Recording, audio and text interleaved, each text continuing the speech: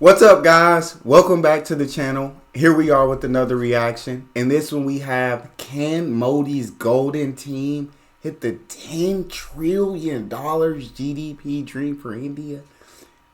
I think so. I mean, he has them on that path. So, I mean, at the end of the day, why couldn't they hit it? Before we dive in and find out, if you happen to enjoy, please don't forget to subscribe, give the video a thumbs up. And if you would like to support the channel by becoming a member, all you gotta do is tap that join button and you'll receive exclusive benefits that I know you guys would enjoy. Without further ado, let's dive right in. When I first visited the US as a Prime Minister, India was the 10th largest economy in the world. 10th. Today, India is the 5th largest economy. And have they moved up? Because when was this video made? 6 months ago? Are they still at number 5? Or have they moved up from that? Y'all talk to me in the comment section. Hi everybody, I have a question for you. Do you believe India can become a superpower? Do you believe that we could beat China to become the manufacturing powerhouse of the world? If yes, then you will know that in the past 10 years, the government of India has taken some serious steps to build the nation that we all aspire to live in. A nation that stands as the epitome of growth, power and development. A nation that can forget its horrific past of being oppressed and poor and look at itself as a dominating force in the world economy. This is the reason why we saw the historic moment when the Prime Minister of India delivered a speech to the US Congress. Now, considering the pace at which we are growing, considering the population that we have, the entire world looks at India as the next rising superpower after China. Because if you look at both our nations' history, it is very, very similar. China was a poor country just like India. And just like India, China was facing the pain of being a socialist country. It is 1978. The Chinese economy has barely functioned in decades. Tens of millions of people have died. People on the countryside are starving. But this is where in 1978... That was happening in 1978 in China. And now they're the second biggest economy in the world? Oh my God. Something crazy happened when China liberalized its economy. In 1978, a few years after Mao's death, Deng began methodically to reinvigorate China's once prosperous economy. Deng Xiaoping turned the page. Under his plan, China would retain its socialist political ideology, but combine it with market economy reforms. And if you look at this graph, both our GDPs, we had a similar trajectory. But somehow, after the 1980s, China witnessed a hockey stick growth and its GDP skyrocketed to go so far ahead that today, the Chinese economy is almost 5 times as that of the Indian economy. But as we all know, they went crazy. They literally skyrocketed. My day. After being 13 years late, all thanks to Dr. Manmohan Singh, India finally got liberalized in 1991, just like China did in 1978. India is on the move again. We shall make the future happen. In July 1991, India kicked off a series of reforms to unleash its economy from the stifling rigidity of the socialist era. We have to harness all our latent resources for a second industrial revolution. Our markets were opened to the world, with ease of doing business being made paramount not just for foreign companies, but also Indian entrepreneurs. We got government off the backs of India's entrepreneurs. We introduced more competition. We created record number of jobs. We were able to control inflation, and the economy was growing at a rate of 7% per annum. India's permanent Raj was ended. And if you see the Chinese economy, they witnessed a hockey stick growth exactly 30 years after liberalization, which is from 2008 to 2023. And now in 2021, we completed our 30 years since liberalization. Dang. So now the world expects India to accelerate and become the second largest economy in the world in the next 20 years. And they have hit that acceleration, you feel me? They have started to skyrocket themselves. Dang, that's crazy. Liberalization from 30 years ago. Like, it take 30 years to kind of see those results. That's what it took for China, and you saw that hockey stick growth. That was insanity.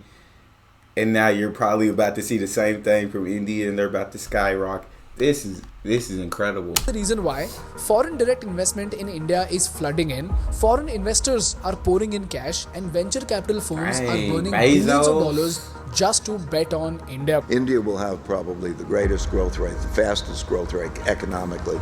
Today, we're announcing that we're going to invest an incremental $1 billion in digitizing small and medium businesses. Strength of India today in terms of economic growth and innovation is very exciting. Make significant investments in India. It is something that we intend to do. India is eyeing $100 billion in annual foreign direct investment. So this is fantastic, right? This is great news. Well, not really, because I have a report from the Bloom Ventures called the Indus Valley Report. And this report tells us about 3 major challenges that India needs to overcome if we want to become an economic superpower. Okay. And if we do not overcome these challenges, India will not become an economic superpower. I repeat, Talk to me. India will not become an economic superpower. So the question is, what does this Indus Valley report tell us about India? What are these 3 economic challenges that we need to tackle? And is the government of India really solving for these challenges? And if you find value in this case study, please share this case study with as many people as possible. I'm intrigued to hear this case study. But before we move on, I want to introduce you to my go-to business guide and a very close friend, Rajiv. I'm gonna skip the sponsorship. Get it right here. Your systems for scale in course is an absolute. Then the great Indian dream. Chalo, let's start from the basics. Look at this chart. This chart is the hallmark of the great Indian dream. And this chart says that every time there has been a crisis, India has made an epic comeback. For example, after the 2008 crisis, we slumped to a 3.1% growth. But we made a comeback to hit 8.5% growth. We saw a minus 5.8% slump in COVID, but then we rose to 9.1%, and even today we continue to be the fastest growing economy in the world with a 6% GDP growth. To hit 9% is crazy. To bounce back like that is insane. Said India's 6% GDP growth. Dang. Yeah, they got everybody beat. And during the same time, China stands at 4.7% and the US stands at 1.4%. And if you look at the global average, it is just 2.7%. So this looks amazing, right? Yeah. Well, guess what, guys? This graph is an illusion because this graph is hiding a very critical problem in plain sight. You don't believe me? Look at this picture. While we rank number 5 in terms of GDP, we rank 140th in terms of per capita GDP. Yes, 140th. And we are so far behind that Mexico has 6 times per capita GDP as that of India. So it's like even though the country as a whole's GDP is ranked number 5, that number, it sounds like it's kind of due to the population being so big. So when you add everybody's per capita together, that GDP overcomes nations that are not close to the size or population of India. Okay, I understand what they're saying in this one, but I'm sure per capita, as the economy grows, per capita is going to continue to grow.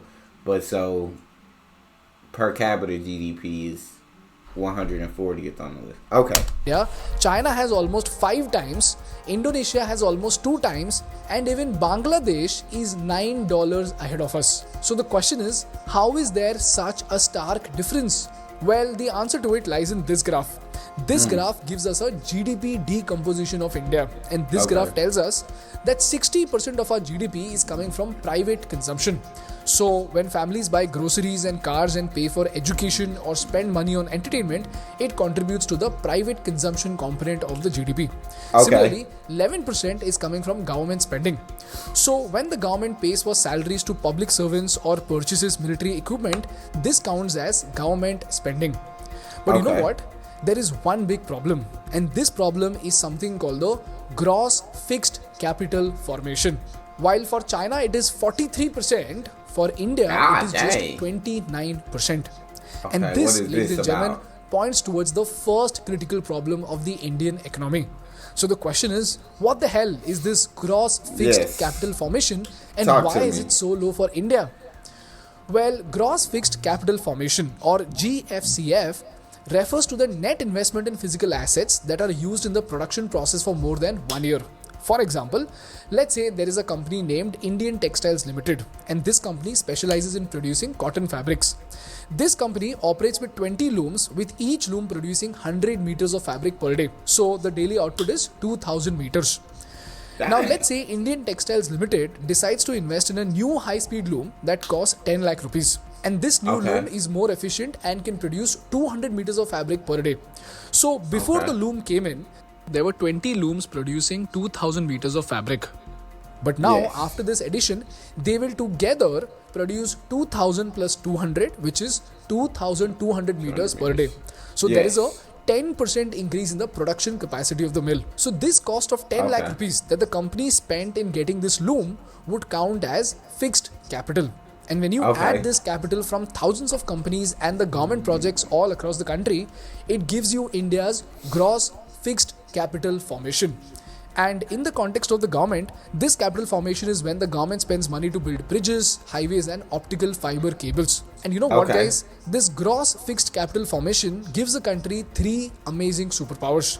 Firstly, it increases production and lowers the production cost, so the economy sees an immediate increase in the availability of domestically produced products.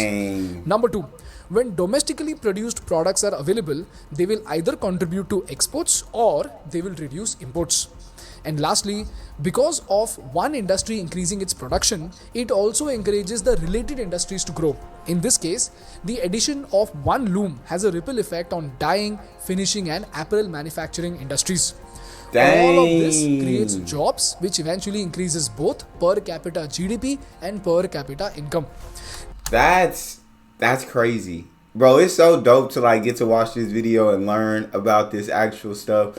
But I would say I've seen previous videos and it looked like India is about to start on like rapid infrastructure, or they're already started on rapid infrastructure. And I know Modi wants to do a lot more, but in terms of like highways and certain things. So would that infrastructure not be included in the capital growth production, or was gross production or capital fixed capital formation? Would that not be included in that to raise that percentage next time that's added, or no? Am I wrong about that? Which eventually increases both per capita GDP and per capita income.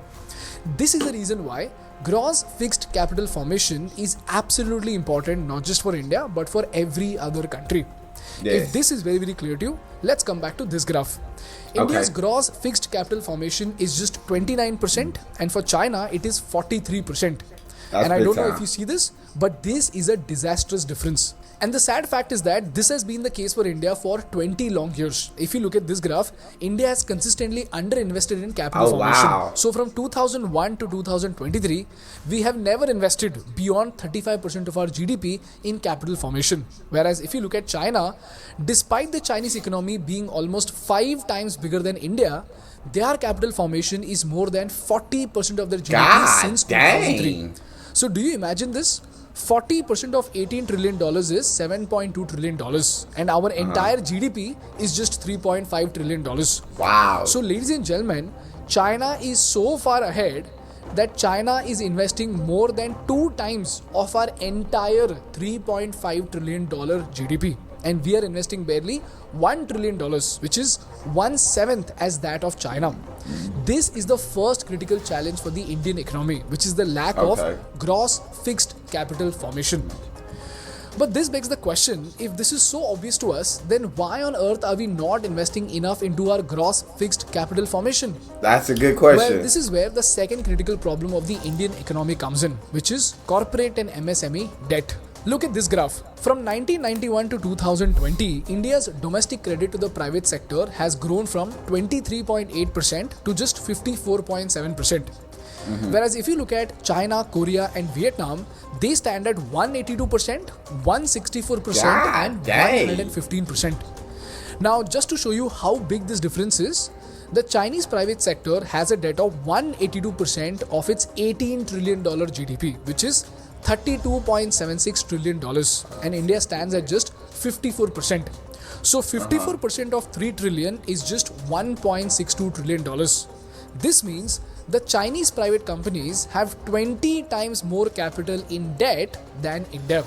And this is the reason why, while the Chinese companies are pouring in cash into capital formation, we are struggling. So this again begs the question. So, because I feel like I'm kind of lost. So debt, I guess capital in debt is a good thing. Is a great thing to have. Can someone explain that a little bit for me? A little bit more. I'm sorry, I'm a little bit slow when it comes to it. Somebody explain that a little bit more for me. Why are we so far behind in capital formation? Well, the first problem is the loan crisis that we discussed in our white paper and banking crisis episode. And if you haven't watched it already, please do it, because that episode will show you why our banks are pleading. But long story short, our banks lent money to the wrong people and wrong companies, because of which they did not pay the loan back. As a result, our banks suffered so much that our gross non-performing assets so that capital debt is like them investing, China investing into different companies in China and everything. And these companies basically owe China that much. 182%. That's a lot of freaking capital debt. Is that right or am I wrong? Y'all talk to me. Bad loans, it shot up from 5% to 15% from 2015 to 2018. This is the reason why our banks had to suddenly limit their lending and they got scrutinized by the RBI, and we were almost on the verge of a banking crisis. So at the end of the day, what happened? Today, even good companies are not able to borrow money. By the way, this is the reason why the government of India said to the corporates that, listen guys, we can't give you loans, but instead we can reduce the corporate taxes for you. India has announced sweeping tax cuts in a bid to kickstart its economy. New provision has been inserted in the Income Tax Act, which allows any domestic company an option to pay income tax at the rate of 22%. So if you remember, during the farmers' protest, the farmers said, when the corporate tax rate was reduced in 2019 and the government readily sacrificed 1.5 lakh crores, why can't they give 1.5 lakh crores to the farmers as MSP? Well, the reason why the government cut taxes is not to win votes, but to give our corporates more scope to invest in machine and infrastructure. And logically, if they wanted to win elections in 2019, they would have cut corporate taxes in 2018 because the elections were held in April 2019. And if you see the timeline, these corporate tax cuts happened in September 2019. So the moral of the story is that the government did not give out corporate tax cuts to please the corporates or to win votes. They did so because it was absolutely critical for our economy. And secondly, we learned that lack of corporate debt is preventing us from investing in capital formation. The second problem for our lack of capital formation is the lack of MSME loans. And again, we've made a very detailed video on it, so please check it out from the I button. Meanwhile, if you know how MSMEs face a debt crisis, please skip to this timestamp. If you don't, here's a very simple explanation of the same. Let's say Ravi runs a small business selling finished textiles to retailers. He has a total of 1 lakh rupees in his bank account. Now Ravi needs to buy raw materials worth 1 lakh rupees every month to keep his textile manufacturing unit running. And when he buys these raw materials, he has to pay his suppliers in cash. So he needs to have this amount of 1 lakh rupees available at the start of each month. And after his goods are produced, Ravi sells his finished textiles to retailers for a total of 1.5 lakh rupees. So this means he makes a profit of 50,000 rupees each month, right? But you know what, guys? The catch over here is that these retailers don't pay Ravi immediately. Why? Because they operate on credit. So they will pay Ravi only after 60 days of receiving the goods. Even though Ravi is making a profit on paper, at the end of the month, he is left with zero cash in hand. In fact, a negative of 1 lakh rupees because he invested 1 lakh rupees into production. But to continue his business, Ravi needs to infuse another 1 lakh rupees into his business so that he can buy raw materials from his suppliers and then sell it to his customers. So at the he can't pay the supplier on credit. Ravi got to pay the supplier in cash up front, straight up. But the retailers that he's selling these materials to are able to get it on credit So they're able to pay 60 days after the goods are received, which I guess is understandable because it gives them time to sell the goods that they need to be able to pay. Wow. So Ravi is not in a good position, it looked like. Somebody talk to me in the comment section and tell me how this is beneficial for Ravi. At the end of first month, even though Ravi has made a profit of 50,000 rupees on paper, he has a cash flow deficit of 1 lakh rupees. So now if Ravi does not have 1 lakh rupees, he won't be able to buy raw materials and he won't be able to cater to his next order. And this is what is the problem with the Indian MSMEs, where they purchase in cash but they sell on credit. So at this point, if Ravi could get a loan of 1 lakh rupees, he could use it to bridge this cash flow gap, right?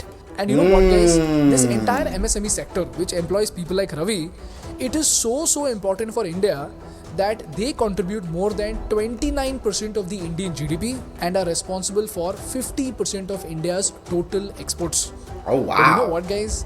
Unfortunately, people like Ravi do not get loans from banks at all. And even if they do, they get it at 15, 30 and sometimes 50% interest, which makes it very difficult for them to repay.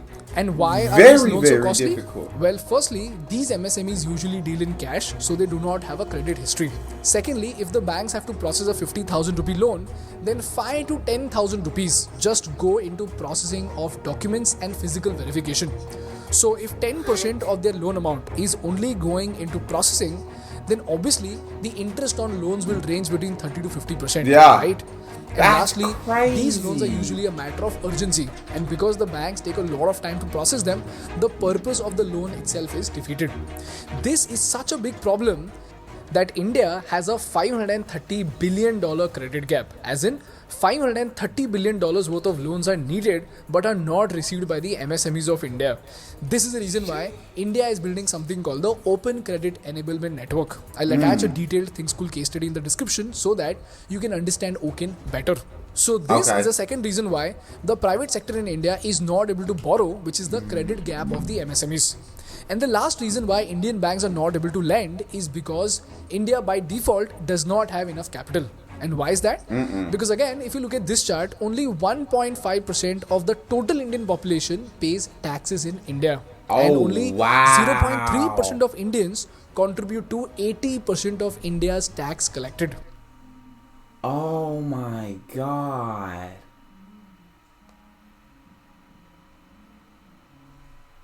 That's crazy. That's huge.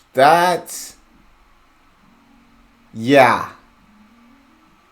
How do you fix that? How does that issue? Oh wow. This means the affluent class in India is so small that we are effectively smaller than the population of Australia. And the rest of India is so poor that they can be compared to the poorest African countries in the world. So long story short, the government doesn't have money and people don't have enough money to spend. This is the reason why even if companies want to produce more products, they are not able to increase production because the demand itself is too less. And because the demand is too less, they are not able to invest in increasing their capacity. So again, this results into less capital formation. And this gives rise to the third hurdle of the Indian economy, which is government debt. In simple words, since very less people pay taxes, the government doesn't get enough money to invest in infrastructure. And since the government doesn't have enough money to invest, what does the government do? The government takes up debt. And if you see this graph, our government debt as a percentage of GDP is well above Mexico and China, and it is almost inching close to Brazil. And if you're a Think School student, you already know what happens when government debt increases. When government takes up too much debt, a lot of money goes into just interest payments. And then what happens? We suffer because the government has less money to invest in future projects like bridges and roads. So again, what happens? Because the government is not able to build bridges and roads, the capital formation is again less. So if you see, this is what completes our loop of capital formation. So these are the three hurdles that are stopping the Indian economy from achieving a hockey stick growth, which are less gross fixed capital formation, lack of debt to corporates and MSMEs, and lack of disposable income, which forces the government to take up debt due to less taxes.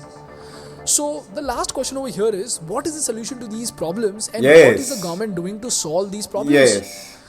Well, the first solution is to increase the ease of doing business in India. In simple words, if an American country wants to invest 1,000 crores today, And if they are made to wait 1 year because of lack of land approvals and hundreds of other government approvals, they won't be able to invest 1,000 crores and they'll move to another country like Indonesia or Vietnam. Yeah. And when you look at China, China did not have this problem because the Chinese government owned all of the lands. So they can approve a land for Apple tomorrow. And we need to achieve this because only if this 1,000 crores come in, we can increase production, people will get jobs, government will get taxes, and all three problems that I mentioned can be solved. This is the reason why the government of India is trying very hard to bring a land banking system in India, just like Gujarat. And if you want to understand the land banking system, we made a video on this and I'll attach the link in the study materials. The second solution to this problem is to build a digital system to enable loans for MSMEs. And for this, the government has the Open Credit Enablement Network, the link to which again I'll attach in the description. And lastly, the RBI needs to give more free hand for the banks so that the corporate companies can borrow more. But like we saw in our banking crisis episode, this has to be done in such a sharp manner that it should not let our banks fail. So either we need to have a lot of money with foreign capital or we can lend our money judiciously. Otherwise, there is no solution. This is how, if India gets over these hurdles, we will become an economic superpower. If not, just like we lingered in our past of our Sone Ki Chidiya story, we will again linger over our past about how we missed the train to become the most dominating force in the world. And I just hope you learned something valuable from this case study. That's all from my side for today, guys. If you learned something valuable, please make sure to hit the like button in order to make YouTube Baba happy. And for more such insightful business and political case studies, please subscribe to our channel. Thank you so much for watching. I will see you in the next one. Bye-bye. He did an incredible job of breaking that down for me in terms that I could understand that. So India is stuck in that vicious cycle. So it sounds like they really need like this foreign investment to be able to allow these foreign companies the ease of doing business in India, so that the India economy can receive more money to throw into infrastructure and everything, to create jobs, to create more tax-paying Indians, to give more money to the government so they can continue to invest into these different things, which will continue to raise the economy and help progress India forward. I get that right? That was an incredible video. I did not know any of that. I know with Modi at the helm, it sounds like there are the solutions he was talking about. It sounds like they're already starting to work on those. These are things that are already in place and they're beginning to do. So hopefully India gets that figured out, and we watch India just continue to get that hockey stick growth and continue to rise and rise. Incredible video. I would love to hear what you guys think in the comment section. If you happen to enjoy that, please don't forget to subscribe, give the video a thumbs up. Also, check out that next video. I'll see you guys next time.